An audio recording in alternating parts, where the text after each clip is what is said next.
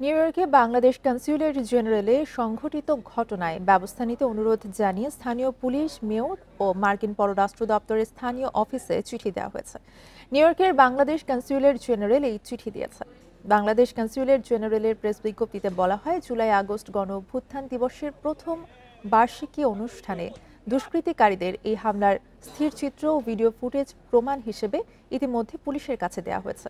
তারা এই বিষয়ে যথাযথ আইনগত ব্যবস্থা নেবে বলে আশ্বস্ত করেছে। বিজ্ঞপ্তিতে আরও বলা হয়, পতিত ফ্যাসিস্ট সরকারের দোসররা শত চেষ্টা সত্ত্বেও তাদের অসাধু উদ্দেশ্য সাধন করতে পারেনি। ব্যর্থ হয়ে সামাজিক যোগাযোগ মাধ্যম সহ বিভিন্ন ডিজিটাল প্ল্যাটফর্মে নানাবিধ অপতথ্য এবং প্রোপাগান্ডা ছড়াচ্ছে। এ ধরনের মিথ্যা তথ্য এবং প্রোপাগান্ডায় বিভ্রান্ত না হওয়ার জন্য সবাইকে অনুরোধ জানানো হয় বিজ্ঞপ্তিতে।